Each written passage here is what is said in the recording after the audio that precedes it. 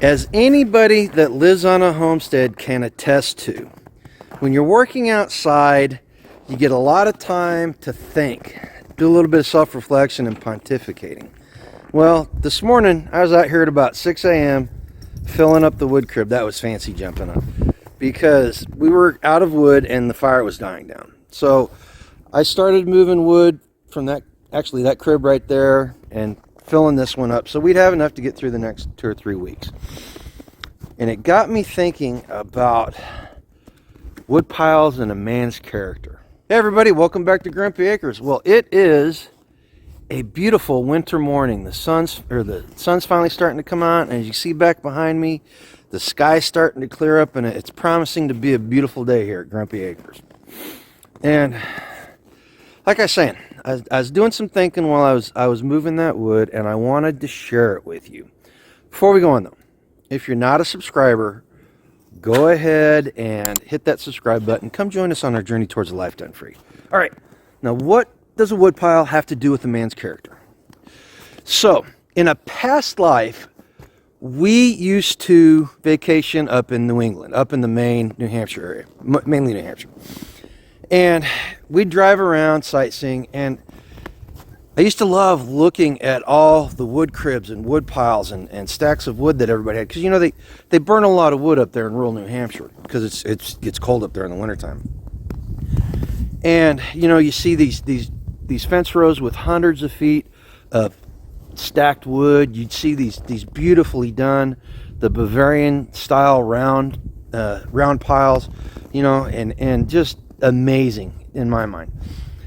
And our host told me one time about an old New England adage that said, you can tell a lot about a man by the way he keeps his wood pile. And what that was, it was something that moms used to tell their daughters when they were looking for a man to marry. Because if you could find a man that kept his wood crib full and kept his piles nice and neat, chances are you're going to find a man that would provide for his family and was prepared to take care of them in case of something happening. So, and I started thinking about it, and it's true. I think it really holds true. So the way a man keeps his wood pile is an outward expression of his mindset. And when a wife or when a woman's looking for a husband, I mean that's important to her. So the reason why I think it holds true is because I used to work in a major hospital in downtown Kansas City, and it was down in the ghetto. And driving up there, you'd see these houses. They were run down, they were dilapidated, they needed paint, they needed repair, the yards were full of trash, the neighborhood was trashed. But in the driveways, there'd be these cars that literally cost twice as much as the house that we were living in at the time. And it used to blow my mind. It used to blow my mind that somebody could live in a house like that, yet have it prioritized that they have a $60,000 car sitting in the driveway.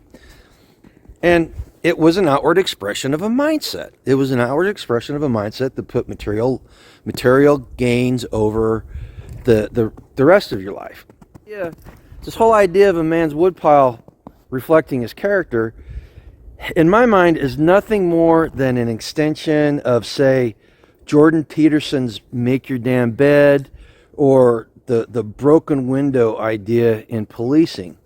You know, the idea that you're making your bed is if you've got the discipline to make your bed on a daily basis, you're building discipline to do bigger and better things. And the idea behind the broken window concept is that if you don't replace windows in your neighborhood, then the criminal element is going to come in. And if you're replacing them, it shows those type of people that the neighborhood is engaged and that they should go someplace else. Now, I know on the face of it, it may seem like I'm saying we need to pay attention to what other people think about us. And in a small way, I am. Because we need to pay attention to what the people closest to us say, because they will act as a reflection of how we're doing. And we need to listen to them. So, you know, we want to listen to what they say, but more importantly, keeping your wood piles full and keeping them nice and tidy is a good marking stick, a good milestone that, or a guidepost that we can use for ourselves to ensure that we're staying on the right path and we're staying focused on what we need to do. If we see that our wood pile is starting to get messy, or it's not full at the beginning of winter, then we know we're not doing what we need to do, right? Well, that's about it for the video today.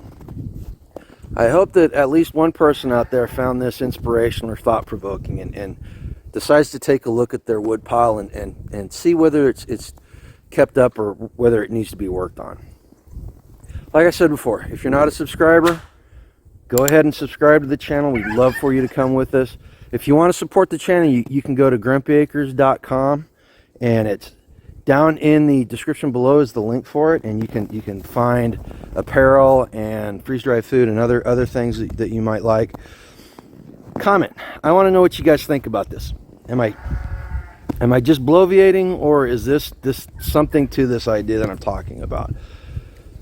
Most importantly, I want you guys to go out there, definitely stay warm on a day like this, but more importantly, go out and live a life done free. Take care. Thanks, Milo.